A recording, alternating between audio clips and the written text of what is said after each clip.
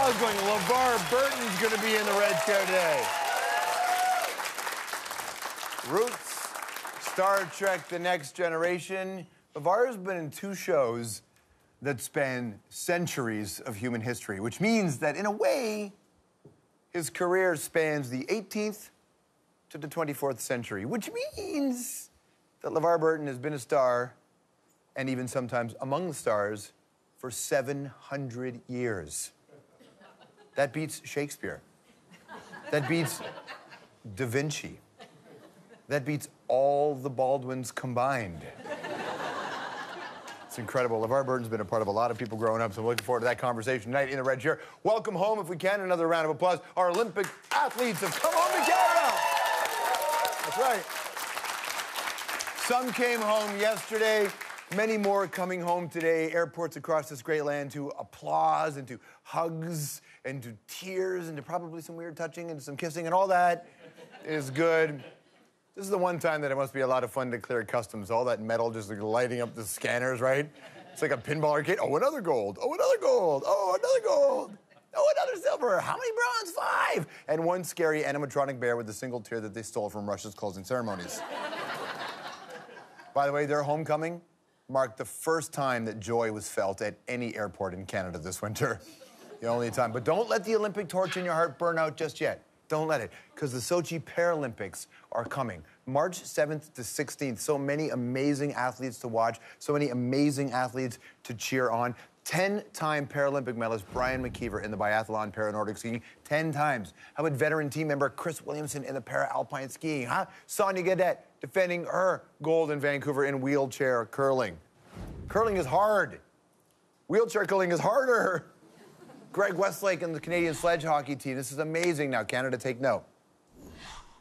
I expect to watch the gold medal game, and yes, I expect the sledge hockey players to be in the gold medal game the same way that I watched Taves and Crosby and Doughty. That's right, I want to watch it in a bar that's serving at 7 o'clock in the morning.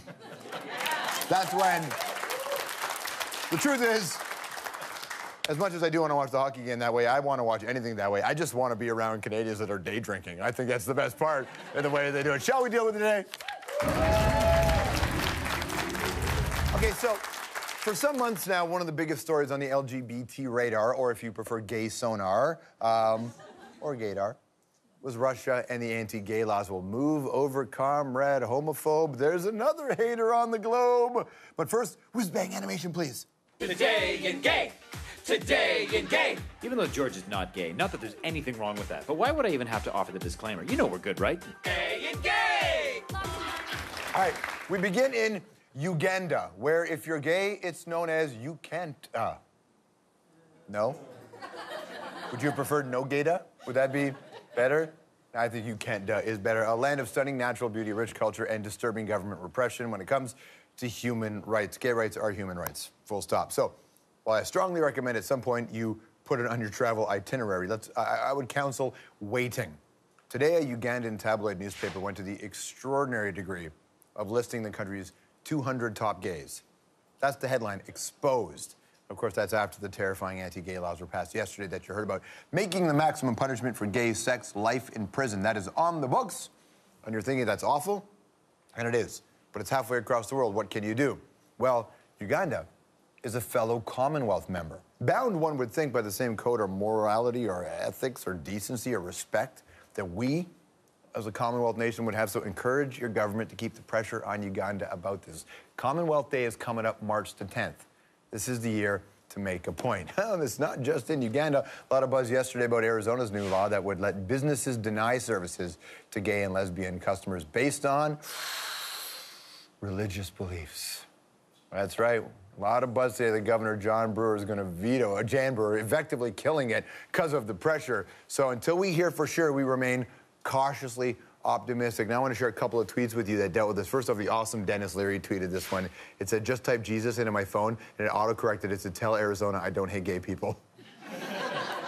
That's fantastic. In case you thought, though, that, oh, typical Hollywood, celebrity, progressive, pro-gay, lefty, da-da-da. No, nope, sometimes Australian celebrities weigh in, too. Here's golfer Steve Elkington. ESPN reporting Michael Sam is leading the handbag throw at the NFL Combine. No one else expected the throw today. He did a gay guy throwing purse jokes in his tweet. Unsurprisingly, he took that one down not that long after. I don't know if Arizona is also going to provide business owners, by the way, with improved gaydar to assist the implementation. I'm not sure how they'll do that one, but an unbelievable post from Steve Elkington about that. He's going to get a lot of grief for it, which he should. Now, before we move on, I want to put a face and a name into your mind. Jack BURKMAN. Jack BURKMAN, this cat here, one of those Washington lobbyists, a Beltway boy, which might sound gay, but in this case, no. BURKMAN says he's drafting legislation to have NFL ban gay players because of the aforementioned Michael Sam. Think about that. A lobbyist drafting legislation, and here we were stupidly thinking we elected politicians to do that. No, here's the quote from this guy. If the NFL has no moral values, then Congress must find values for it. Referring, of course, to Michael Sam. Jack, do you realize that the F in NFL used to stand for felony? Do you know that, right? You know what? The NFL is finally making a move. Team inclusivity, not team exclusivity. They want to be not on team hate, but on team respect and love. They want to be on team Sam, not on team stick where you belong. And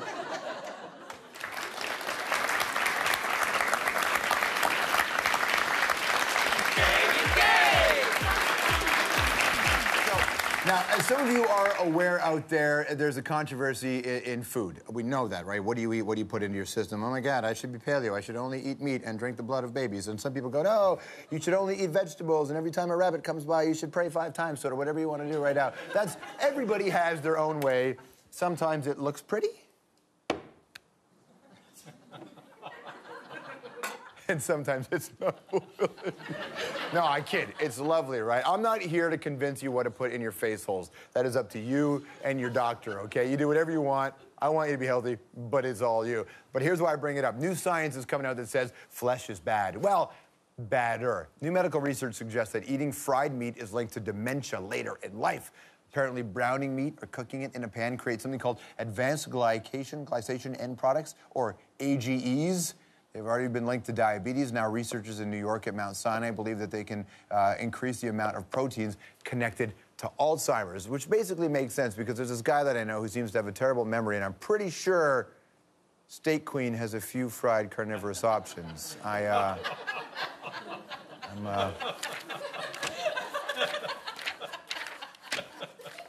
That's where a Rob Ford picture was supposed to come out. But the Rob Ford picture didn't come up. Do we have a Rob Ford picture coming?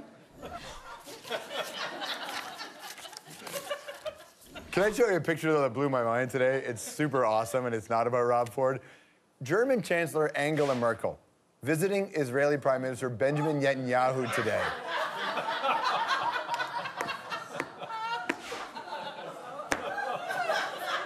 That's your debrief.